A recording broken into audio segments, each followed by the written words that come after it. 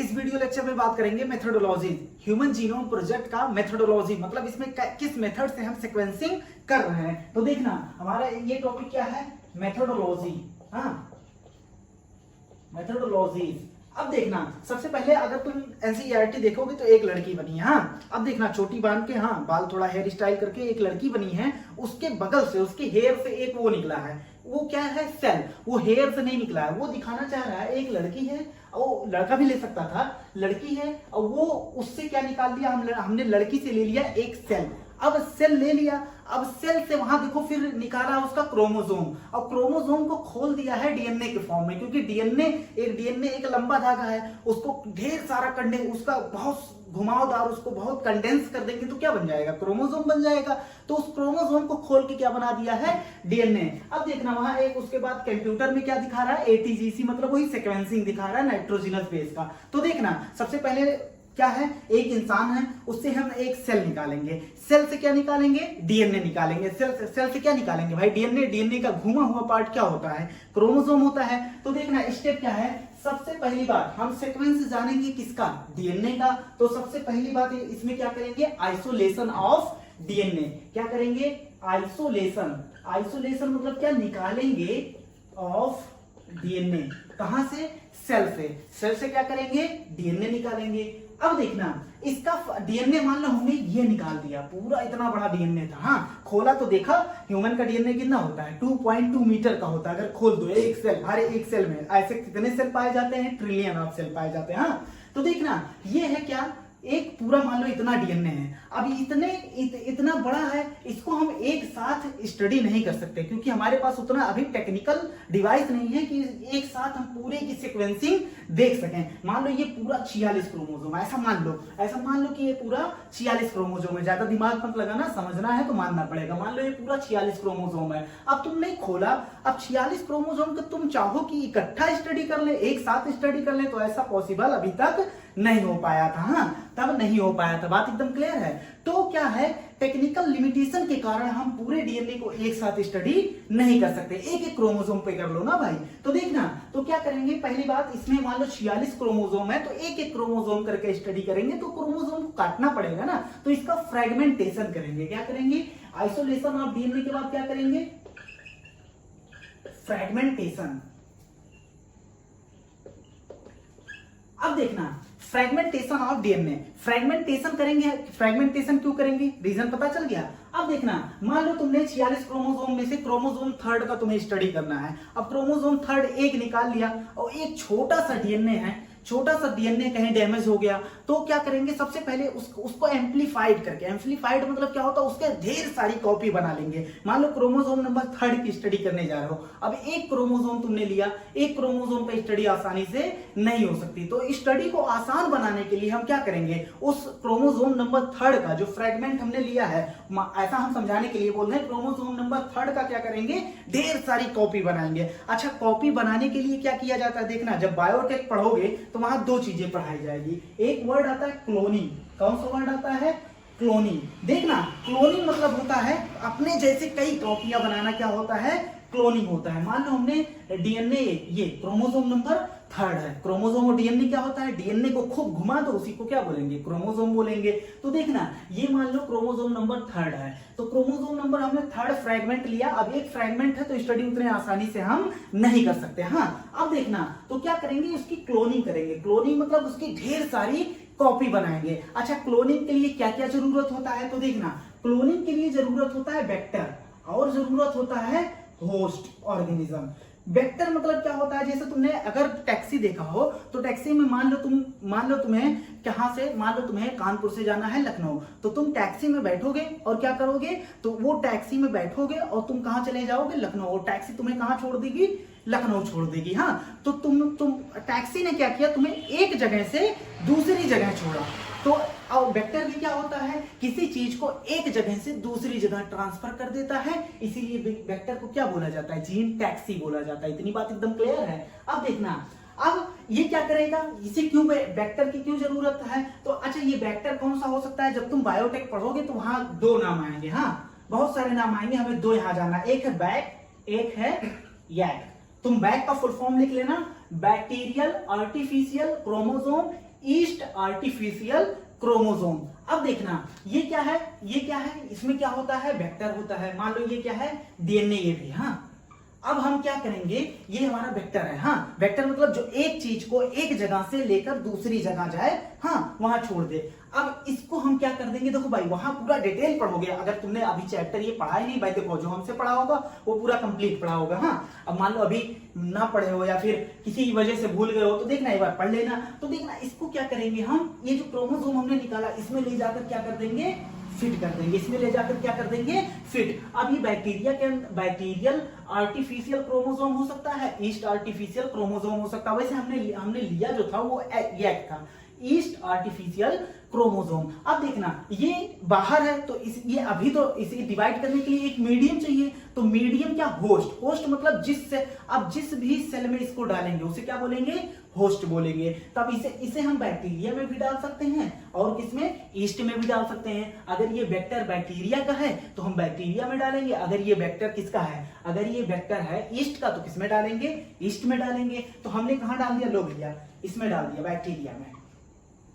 अब देखो, अब ये क्या करेगा, बैक्टीरिया में जाकर अपनी जनसंख्या बढ़ाएगा। हाँ, दो तरीके से बढ़ा सकता हो सकता है ये खुद ये जो डीएनए है, सर्कुलर डीएनए, ये खुद डिवाइड करे, और या हो सकता है बैक्टीरिया डिवाइड करे। तो भाई चाहे बैक्टीरिया डिवाइड करे तब भी इसकी संख्या देखो भाई, अगर ये एक से दो बैक्टीरिया बना है तो हमारा ये वेक्टर भी कितना बना है, 2। तुम वेक्टर देख लो, हम कह रहे हैं क्रोमोसोम नंबर जो 3 हमने लिया वो भी 2 हो गए। अब इतनी बात एकदम क्लियर है। तो क्या कुल मिला जुला के कहने का मतलब, देखो भाई ये बायोटेक का टॉपिक है। हमने कहा था अगर बायोटेक नहीं भी पता है तब भी समझा देंगे, इतना हम अपने लेवल पर बता दिए। बाकी पूरा बायोटेक का टॉपिक है। तो बैक्टीरिया यहाँ होस्ट, अब ये बैक्टीरिया क्या करेगा या ईस्ट क्या करेगा, होस्ट की तरह काम करेगा। तो होस्ट, इसमें कौन कौन से होस्ट यूज हो सकते हैं, बैक्टीरिया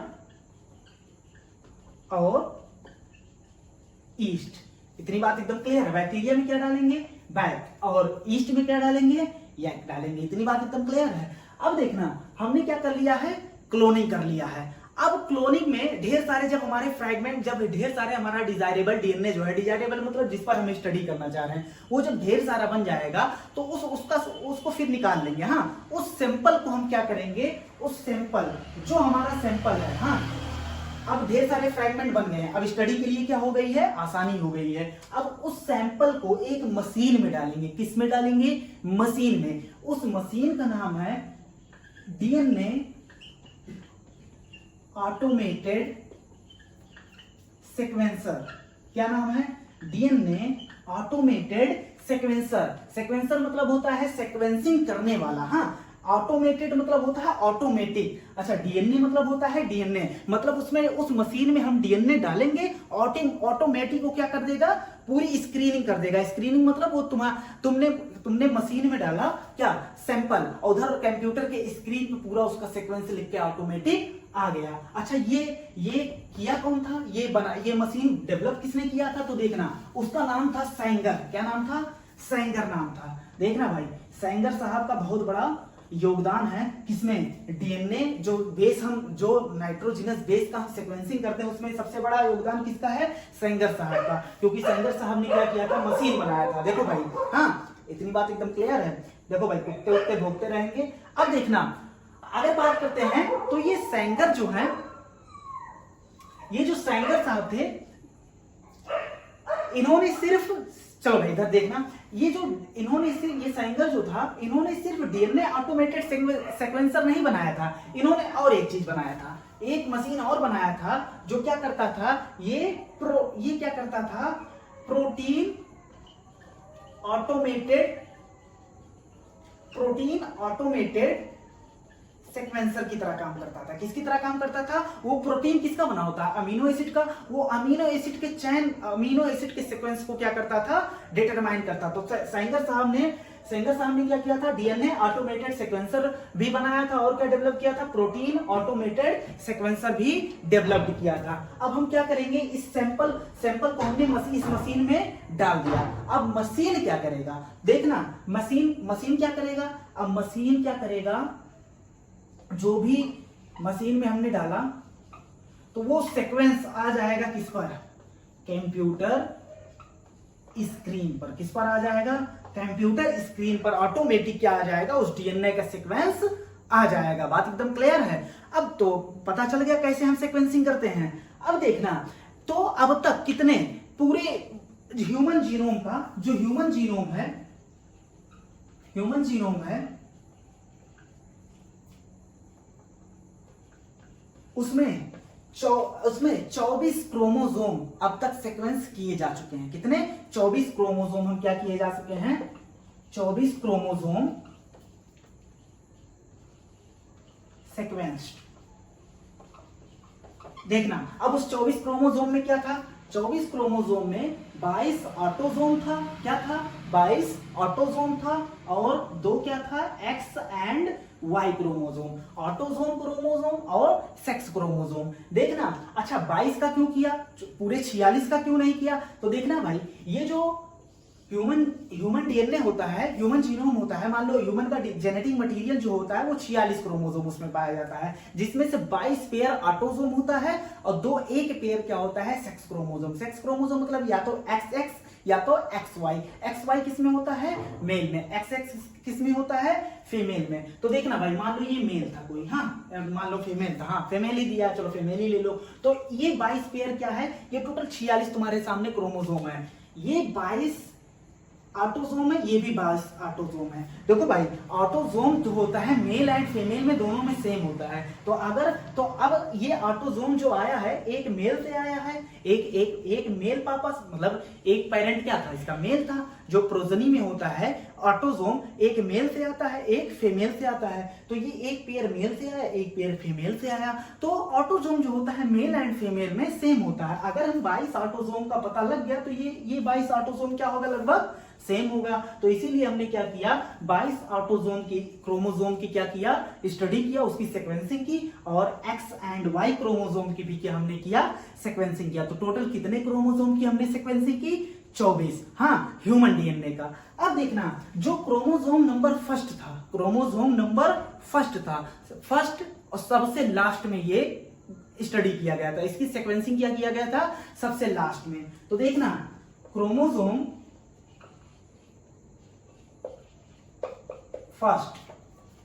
क्रोमोसोम फर्स्ट जो था ऐसा क्रोमोसोम था जो सबसे लास्ट में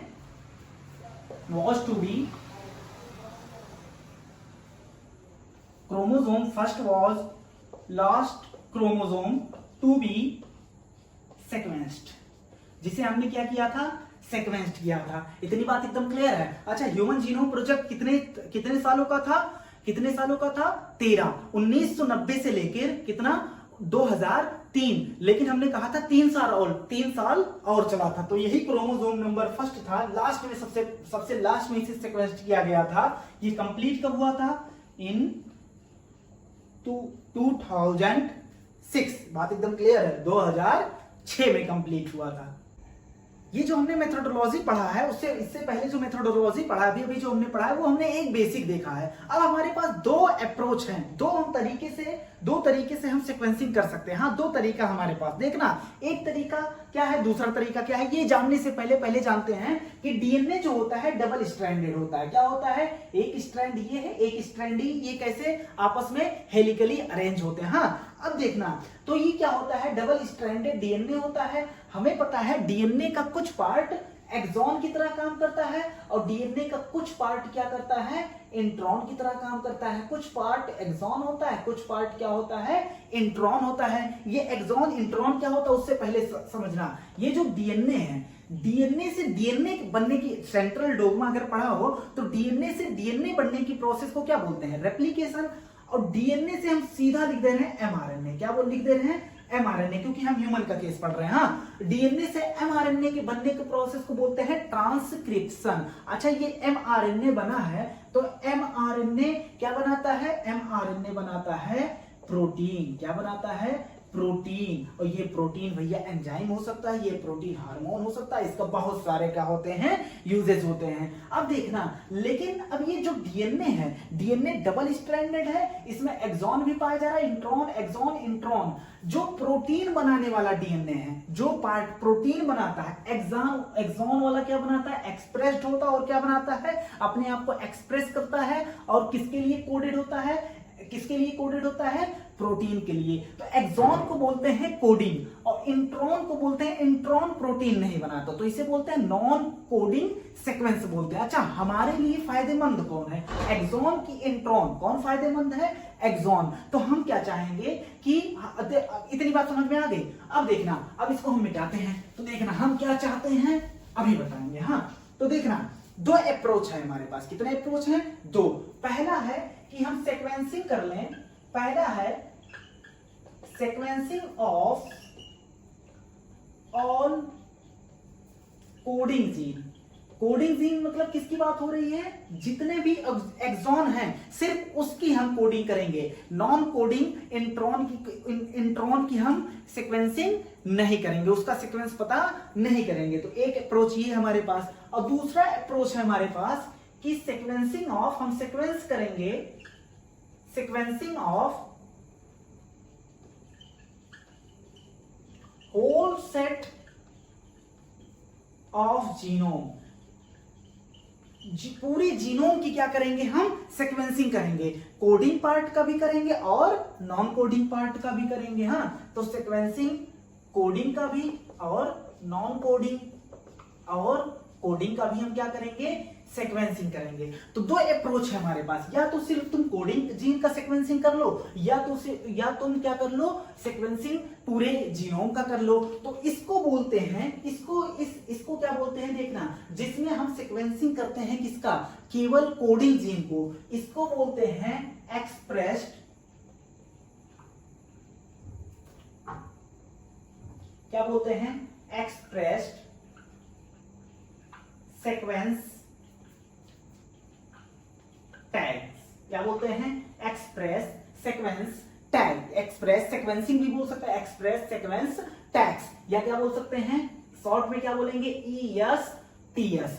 अब देखना, अब इसको क्या बोलेंगे? जिसमें हम दोनों का सीक्वेंसिंग कर रहे हैं, इसे बोलते हैं सीक्वेंस एनोटेशन। क्या बोलते हैं? Sequence annotation. तो बात एकदम क्लियर है। EST में हम क्या करेंगे? एक्सप्रेस्ड मतलब देख लो, जो एक्सप्रेस हो सके। एक्सप्रेस कौन होगा? कोडिंग वाला या नॉन कोडिंग वाला? कोडिंग वाला होगा। तो एक्सप्रेस्ड सीक्वेंस टैग्स में हम क्या करेंगे? EST में क्या करेंगे? कोडिंग वाली की सीक्वेंसिंग करेंगे। और सीक्वेंसिंग एनोटेशन में क्या करेंगे? हम सीक्वेंसिंग किसका करेंगे? पूरे सेट का करेंगे, मतलब पूरे जीनोम का करेंगे। उसमें कोडिंग भी आएगा और नॉन कोडिंग भी आएगा। किस प्रोसेस द्वारा किया जा रहा है ये भी देख लेते हैं। तो देखना, अगर हम बात करते हैं, हमें पता है डीएनए जो होता है डबल स्ट्रैंडेड होता है। क्या होता है? डबल स्ट्रैंडेड होता है, मतलब दो स्ट्रैंड पाए जाते हैं। और इसका कुछ पार्ट क्या होता है? इसका कुछ पार्ट किसकी तरह काम करता है? एक्सॉन, कुछ इंट्रॉन, कुछ एक्सॉन इंट्रॉन। अब इस डीएनए को हम स्टडी नहीं कर सकते। हाँ, इसको हम रिसर्च पर्पस के लिए यूज नहीं कर सकते। क्यों नहीं कर सकते? क्योंकि हमें क्या करना है? सिर्फ कोडिंग जीन का क्या करना है? सीक्वेंसिंग करना है। इसका मतलब इंट्रॉन को हटाना पड़ेगा। तो डीएनए से डायरेक्ट इंट्रॉन को नहीं हटाया जा सकता है, तो इसको कन्वर्ट किया जाता है। देखना, इसको पहले कन्वर्ट किया जाएगा। सबसे पहले देखो, mRNA बनने से पहले hnRNA बनता है। क्या बनता है? ये डीएनए किसमें कन्वर्ट होता है? ये डबल स्ट्रैंडेड, क्या है? डबल स्ट्रैंडेड डीएनए है। ये किसमें कन्वर्ट होगा? HNRNA, heterogeneous nuclear RNA. Heterogeneous मतलब अभी भी इसमें एक्सॉन इंट्रॉन पाया जा रहा है। अभी भी इसे रिसर्च पर्पस के लिए नहीं यूज कर सकते, क्योंकि हमारा टारगेट क्या है? सिर्फ कोडिंग जीन को हमें सीक्वेंस करना है। तो इसमें नॉन कोडिंग भी है। तो इस HNRNA में से क्या किया जाता है? स्प्लाइसिंग किया जाता है। स्प्लाइसिंग मतलब क्या होता है? इसको काटते हैं। किसको काटते हैं? इंट्रॉन को क्या किया जाता है? यहां से काटा जाता है और एक्सॉन को आपस में जोड़ दिया जाता है। तो ये इसको कन्वर्ट किया जाएगा mRNA में। किसमें कन्वर्ट किया जाएगा? mRNA। अब mRNA में सिर्फ क्या होंगे? एक्सॉन। अब रिसर्च पर्पज के लिए क्या यूज कर सकते हैं? नहीं, अभी भी नहीं कर सकते। क्यों? क्योंकि mRNA एक सिंगल स्ट्रैंडेड आरएनए है और mRNA क्या होता है? सिंगल स्ट्रैंडेड होने के नाते क्या होता है? अनस्टेबल होता है। क्या होता है?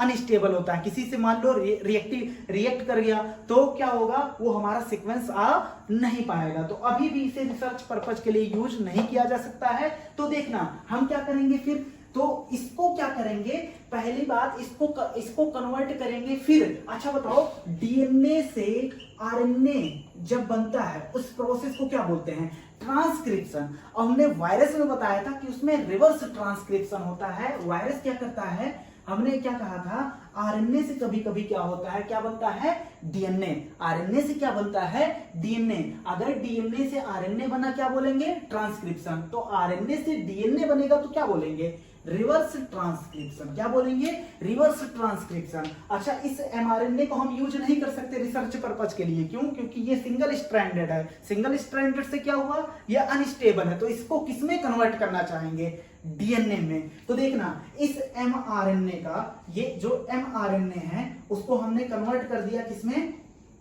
देखना डायरेक्ट नहीं कन्वर्ट होता ये एमआरएनए था, एमआरएनए भी है, इसके सामने हमने क्या ला दिया, इसका कॉम्प्लीमेंट्री डीएनए। कौन डीएनए, सी डीएनए। सी डीएनए मतलब इसका एमआरएनए जो है उसका कॉम्प्लीमेंट्री। हाँ, तो देखना अब ये क्या बन गया, ये बन गया RNA DNA hybrid. RNA DNA hybrid. क्या इसको रिसर्च पर्पज के लिए यूज कर सकते हैं, बिल्कुल नहीं, क्योंकि इसमें एमआरएनए भी है, इसमें डीएनए भी है। तो अब समस्या ये आई, तुम्हें एमआरएनए को क्या करना है, गायब करना है। तो देखना भाई, ये आपस में हाँ जुड़े हैं। तो देखना, एमआरएनए को क्या करना है, गायब करना है। तो आरएनए को गायब करना है तो ऐसा कोई एंजाइम डाल दो जिससे आरएनए क्या हो जाए, खत्म हो जाए। तो हम यहां एंजाइम डालेंगे आरएनएज। क्या डालेंगे, आरएनएज। ऐसा एंजाइम जो आरएनए को क्या कर दे, खत्म कर दे। तो देखना, यहां हमने एंजाइम डाला आरएनएज। अब ये क्या कर देगा, किसको खत्म कर देगा, एमआरएनए को। अब सिर्फ क्या बच गया, सी डीएनए। क्या बच गया, सी डीएनए। अभी भी इसको रिसर्च पर्पज के लिए नहीं यूज कर सकते। पूछो क्यों, क्योंकि ये क्या है, सिंगल स्ट्रैंडेड है, और सिंगल स्ट्रैंडेड क्या होता है, अनस्टेबल। तो एक स्टेप और बढ़ जाओ कि इस सिंगल स्ट्रैंडेड डीएनए को डबल स्ट्रैंडेड बनाना है तो क्या कराएंगे, रेप्लिकेशन। क्या कराते हैं, डीएनए से डीएनए का बनना, क्या कराते हैं, क्या कराना पड़ेगा हमें, इसका कॉम्प्लीमेंट्री जोड़ने के लिए क्या कराना पड़ेगा, रेप्लिकेशन कराना पड़ेगा। हाँ, रेप्लिकेशन के बाद हमारे पास क्या हो गया, डबल स्ट्रैंडेड डीएनए। अच्छा, इतनी बड़ी प्रोसेस क्यों की गई, क्योंकि यहाँ ये वाले डीएनए में और ये वाले डीएनए में क्या अंतर है, इस वाले डीएनए में एक्सॉन इंट्रॉन सब पाया जा रहा था, लेकिन इसमें क्या सिर्फ पाया जाएगा, इसमें सिर्फ और सिर्फ क्या पाया जाएगा, डबल स्ट्रैंडेड डीएनए में सिर्फ एक्सॉन पाया जा रहा है, जो हम चाहते थे। तो इस प्रोसेस को बोलते हैं एक्सप्रेस्ड सीक्वेंस टैग्स। बात एकदम क्लियर है। बाकी वही होगा, अब इसको ले जाके डीएनए ऑटोमेटेड मशीन में डालेंगे, सीक्वेंसर में डालेंगे, उसके बाद वो स्क्रीनिंग कर देगा। अब देखना, इसको तो भाई पढ़ना ही नहीं है। देखना, हम किया क्या जाता है, यही किया जाता है। अब इसको पढ़ना क्यों नहीं है, क्यों नहीं पढ़ना है भाई, जब यही किया जाता है। इसको हम अभी भी पढ़ते आए हैं, जो हमने पढ़ा है वो इसी का पढ़ा है, क्योंकि उसमें झाम तो है नहीं, हमें काटना पीटना तो है नहीं। तो देखना, सिंपली क्या करेंगे, आइसोलेशन ऑफ डीएनए करेंगे, फ्रेगमेंटेशन करेंगे, उसकी क्लोनिंग करेंगे, और उसको क्या कर देंगे, डीएनए ऑटोमेटेड मशीन में डाल देंगे। उसके बाद वो कंप्यूटर की स्क्रीन पे सीक्वेंस ऑटोमेटिक आ जाएगा। तो उसे क्या बोलते हैं, सीक्वेंस एनोटेशन। लेकिन बाद में इसमें एक चीज और जोड़ा गया। देखना क्या जोड़ा गया बाद में, इसमें क्या किया गया, डिफरेंट रीजन का जो फंक्शन था, डिफरेंट रीजन का कहा गया भैया इसका ये फंक्शन होता है, इसका ये फंक्शन होता है, इसका ये फंक्शन होता है। तो देखना, इसमें क्या किया गया, फंक्शन आर एसाइनेटेड मतलब होता है देना। हाँ, फंक्शन दिया गया एसाइनेटेड ऑफ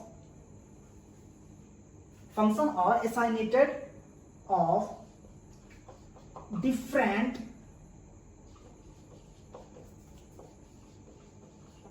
रीजन। हाँ, फंक्शन और असाइनेटेड टू, फंक्शन और असाइनेटेड टू का लिख सकते हैं डिफरेंट रीजन। मतलब डिफरेंट रीजन को क्या किया गया, फंक्शन उसका असाइन कर दिया गया कि भैया कौन इंट्रॉन की तरह काम कर रहा है, कौन एक्सॉन की तरह काम कर रहा है, और कौन इसमें टर्मिनेटर की तरह काम कर रहा है, कौन प्रमोटर की तरह काम कर रहा है। अब तुम कहोगे ये सब क्या होता है, तो ये सब मॉलिक्यूलर बेसिस ऑफ इनहेरिटेंस में हमने पढ़ा दिया है।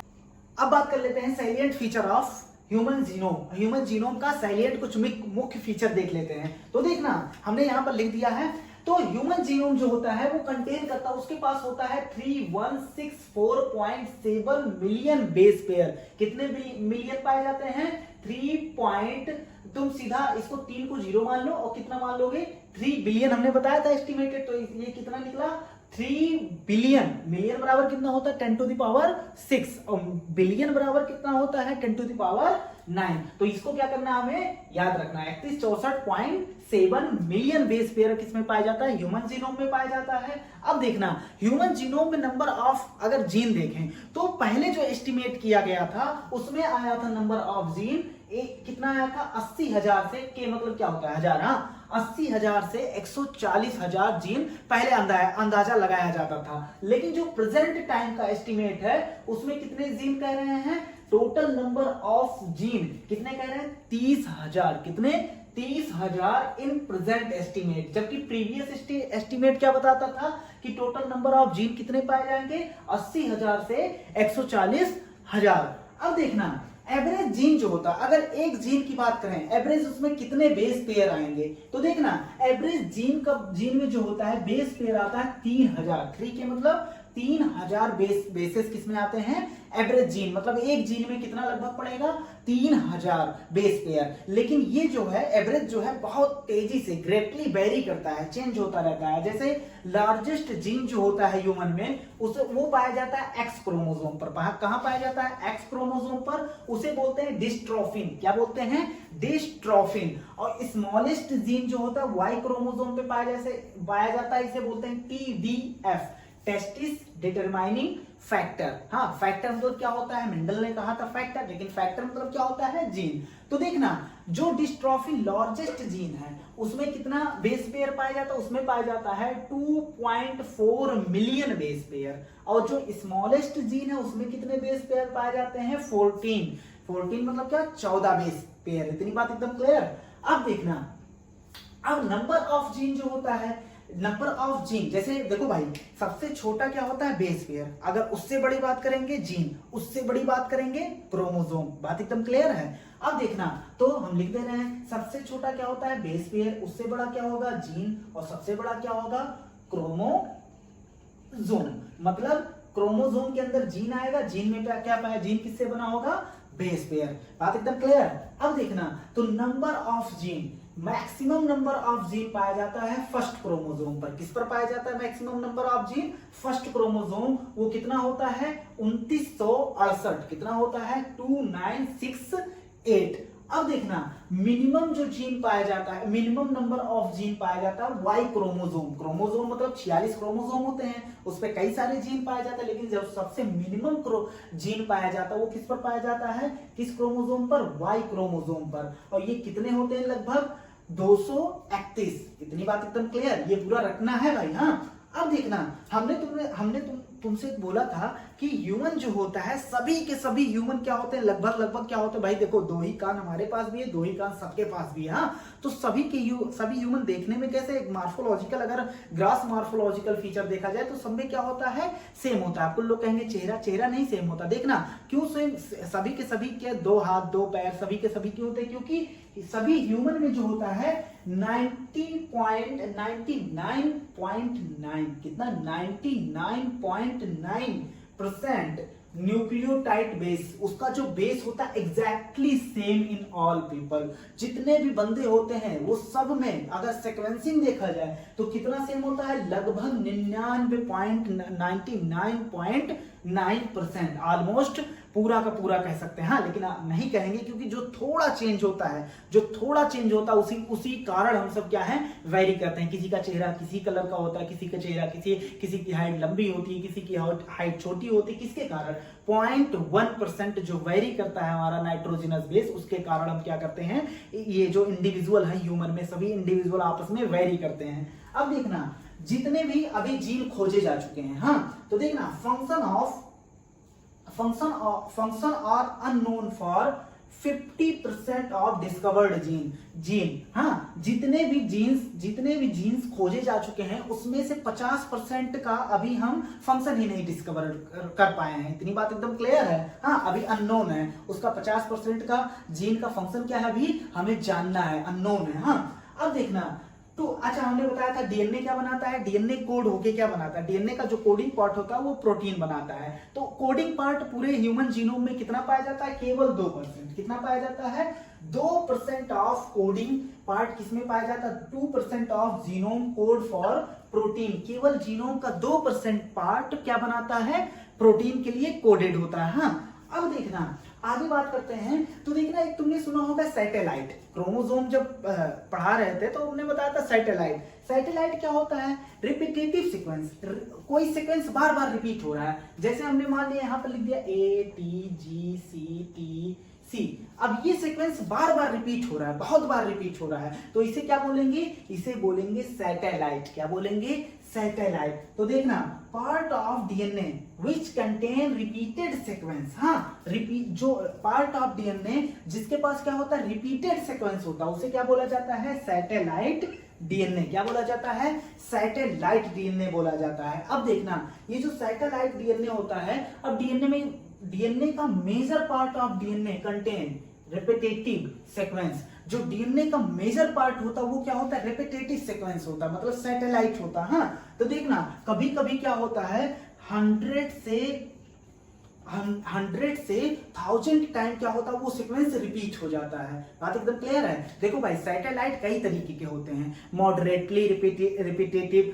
सीक्वेंस होता है, मिनी सैटेलाइट सीक्वेंस होता है, माइक्रो सैटेलाइट जो हमारी एनसीईआरटी ने थोड़ा सा मेंशन किया है। माइक्रो सैटेलाइट मतलब होता है अगर 5 से 8 बेस पेयर बार बार रिपीट हो रहे हैं उसे क्या बोलेंगे, माइक्रो सैटेलाइट।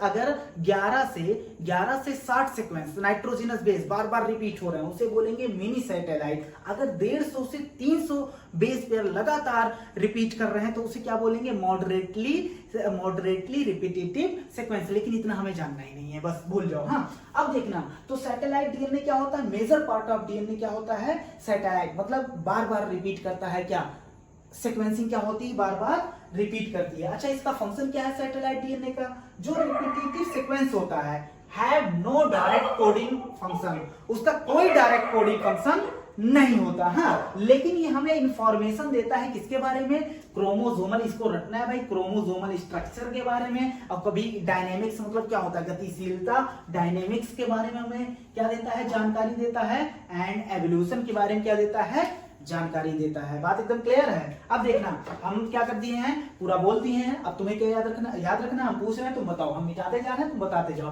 अच्छा बताओ ह्यूमन जीनोम कितना मिलियन बेस पेयर उसमें पाया जाता है, 3164.7। हाँ अब देखना मिलियन बेस पेयर। अच्छा टोटल नंबर ऑफ जीन कितने होते हैं, अगर प्रीवियस एस्टिमेट की बात किया जाए तो कितना होता है, 80,000 से 1,40,000। अच्छा जो अब का एस्टिमेट है वो क्या बताता है, टोटल नंबर ऑफ जीन कितने होते हैं ह्यूमन जीनोम में, 30,000। अच्छा बताओ एवरेज जीन जो होता है उसमें कितने हजार बेस पेयर पाए जाते हैं, 3,000। अच्छा लार्जेस्ट जीन जो ये वेरी कर सकता है। हाँ अब बताओ लार्जेस्ट जीन जो होता है वो क्या होता है, किस क्रोमोसोम पर पाया जाता है, एक्स, उसका नाम क्या होता है, डिस्ट्रोफिन। अच्छा कितने बेस पेयर पाए जाते हैं, 2.4 मिलियन बेस पेयर। अच्छा स्मॉलेस्ट जीन को क्या बोलते हैं, TBF, कहां पाया जाता है, वाई क्रोमोसोम पर। कितने बेस पेयर पाए जाते हैं, इस पे 14 बेस पेयर पाए जाते हैं। हाँ अब देखना उसके बाद तुम्हें बताना है नंबर ऑफ जीन, जो मैक्सिमम नंबर ऑफ जीन किस क्रोमोसोम पर पाया जाता है, क्रोमोसोम नंबर 3 नहीं फर्स्ट। हाँ कितने पाए जाते हैं, 2968। अब देखना मिनिमम किस पर पाए जाते हैं, वाई पर। कितने पाए जाते हैं, 231। अब तुम्हें बताना है, अच्छा बताओ कितने परसेंट बेस जो होता है सभी के सभी ऑर्गेनिज्म में सेम होते हैं, 90.9% न्यूक्लियोटाइड बेस क्या होते हैं, सभी में क्या होते हैं, सेम होते हैं। अच्छा कितने परसेंट डिस्कवर्ड जीन अभी उसका फंक्शन अननोन है, लगभग 50%। अब देखना अच्छा कितने परसेंट डीएनए का कितना परसेंट कोडिंग पार्ट होता है, केवल 2%। अब देखना उसके बाद तुम्हें बताना है पार्ट ऑफ सैटेलाइट डीएनए क्या है। सैटेलाइट डीएनए मतलब क्या होता है, अगर कोई सीक्वेंस बार बार रिपीट कर रहा है डीएनए में उसे क्या बोलेंगे, सैटेलाइट डीएनए। अच्छा कभी कभी क्या ये 100 से 1000 टाइम रिपीट हो सकता है, हाँ बिल्कुल हो सकता है। क्या रिपीटेटिव जो सीक्वेंस होता है उसका कोई कोडिंग फंक्शन होता है, नहीं। लेकिन ये इंफॉर्मेशन किसके बारे में देता है, chromosomal structure, dynamics and evolution. Salient feature में ये लास्ट है, इसे बोला जाता है SNPS। हाँ SNPS का फुल फॉर्म क्या होता है, सिंगल न्यूक्लियोटाइड पॉलीमॉर्फिज्म। देखना इसका मतलब क्या होता है, सिंगल न्यूक्लियोटाइड पॉलीमॉर्फिज्म मतलब होता है, मतलब डीएनए में जो ह्यूमन के जो ह्यूमन में डीएनए होते हैं उसमें क्या होता है, पूरे के पूरे ऐसा नहीं ढेर सारे सीक्वेंस चेंज हैं, उसमें 1.4 मिलियन लोकेशन ऐसे होते हैं जहां पर सिंगल बेस डीएनए डिफरेंस होता है। क्या होता है, सभी ह्यूमन का अगर कंपेयर किया जाए तो 1.4 मिलियन लोकेशन ऐसा होगा जहां पर क्या होगा, सिंगल बेस डीएनए में डिफरेंस आएगा। इसे क्या बोलते हैं, एसएनपीएस, सिंगल न्यूक्लियोटाइड पॉलीमॉर्फिज्म, या इसे प्रोनाउंस्ड कर सकते हैं स्निप्स। क्या बोल सकते हैं, स्निप्स बोल सकते हैं। हाँ, अब देखना एग्जांपल के थ्रू समझते हैं क्या कहना चाह रहे हैं। मान लो ह्यूमन ए है, ये कोई ह्यूमन है और ये कोई ह्यूमन दूसरा ह्यूमन है। हाँ, अब देखना हमने इसका क्रोमोसोम नंबर 1 निकाला, इसका क्रोमोसोम नंबर 1 निकाला। हमने देखा इसके क्रोमोसोम नंबर में काफी सिमिलरिटी मिल रही है, सी यहां भी है, सी यहां भी। अब कुछ लोग कहेंगे ये भैया देखो इसका एक स्ट्रैंड है, हमने दूसरा स्ट्रैंड नहीं बनाया है, इसके डीएनए का एक स्ट्रैंड है, हमने दूसरा स्ट्रैंड नहीं बनाया। दोनों को कॉम्प्लीमेंट्री मत कर देना, क्योंकि ये ह्यूमन अलग है, ये ह्यूमन अलग है। अब देखना है, हमने देखा यहाँ भी सी, यहाँ भी सी, यहाँ भी टी, यहाँ भी टी, यहाँ भी ए, यहाँ भी ए, यहाँ भी सी, यहाँ भी सी, यहाँ भी ए, जी जी सी सी, मतलब ऐसे देखते चले गए तो काफी सिमिलरिटीज थी। लेकिन कभी किसी किसी पॉइंट पे क्या था, एक सिंगल बेस पेयर में क्या था, जैसे यहाँ देखो जी है, यहाँ क्या है ए, और फिर यहाँ देख लो टी है, यहाँ क्या है जी है। हाँ, अब लोग कहेंगे टी का कॉम्प्लीमेंट्री यहाँ देखेंगे, टी का कॉम्प्लीमेंट्री नहीं देखेंगे। हाँ, क्योंकि ये ह्यूमन का अलग डीएनए, ये ह्यूमन का दूसरे ह्यूमन का डीएनए। हाँ, तो देखना ऐसे ऐसे क्या होता है, ऐसे ऐसे सिंगल बेस डिफरेंट कितने लोकेशन पे पाए जाते हैं, 1.4 मिलियन, मतलब 14 लाख लोकेशन पे क्या पाया जाता है, सिंगल बेस डिफरेंस। अब देखना इस सिंगल बेस डिफरेंस जो होता है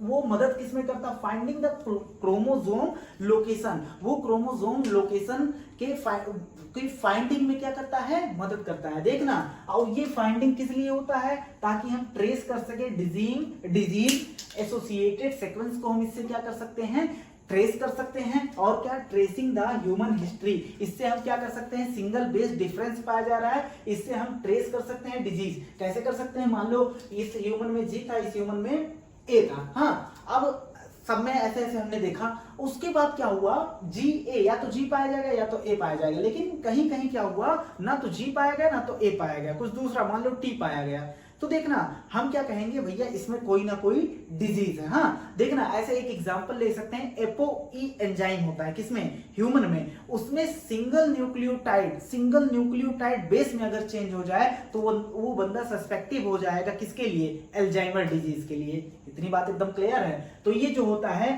ट्रेसिंग, ये जो होता है सिंगल बेस डिफरेंस किसमें मदद करता है, क्रोमोसोम लोकेशन को फाइंड करने में। अच्छा, किसमें ये हेल्प करता है, tracing the disease associated, disease ऐसा सीक्वेंस जो जुड़ा हुआ है डिजीज से, और ह्यूमन हिस्ट्री जानने में भी ये मदद करता है। अब देखना अगला टॉपिक जो दिया है वो क्या है, एप्लीकेशन एंड फ्यूचर चैलेंज। जैसे देखना ह्यूमन जीनोम प्रोजेक्ट से हमने क्या लिया, सीक्वेंस लिया, पूरा सीक्वेंस हमने सीक्वेंस का इंफॉर्मेशन हमने डाटा स्टोर करके रख लिया। अब हमने पूरे जीन का क्या कर लिया, सीक्वेंसिंग कर लिया। अब ये फायदा कैसे करेगा, जैसे मान लो बहुत सारी बीमारियां निकली, हाँ मान लो फ्यूचर में क्या हुआ, बहुत सारी बीमारियां आई, तो उससे क्या होगा, हमारे पास सीक्वेंस पूरा रहेगा कि ये सीक्वेंस अगर चेंज हो जाए तो ये बीमारी हो जाएगी, तो हम उससे हमें क्या होगा, उससे लड़ने में क्या होगा, मदद होगी। हाँ, और बायोलॉजिकल रिसर्च जितने भी होंगे उसमें भी हमें क्या मिलेगी, मदद मिलेगी। क्यों, क्योंकि हमें क्या करना है, एक साथ हम जो स्टडी करेंगे तो एक साथ सभी जीन का स्टडी करेंगे। जबकि पहले जो रिसर्च हुआ करते थे वहां अगर पहले जो बायोलॉजिकल रिसर्च होते थे उसमें क्या होता था, उसमें एक या फ्यू जीन एक समय पर एक या कुछ जीन की स्टडी की जाती थी। लेकिन अब हमने ह्यूमन जीनोम प्रोजेक्ट के बाद क्या हो गया, हम एक साथ कई सारे लगभग जितने भी जीनोम में जीन होते हैं उसकी स्टडी कर सकते हैं। बात एकदम क्लियर है। तो ये हमारा खत्म होता है ह्यूमन जीनोम प्रोजेक्ट। अब अगले वीडियो में बात करेंगे डीएनए फिंगर प्रिंटिंग।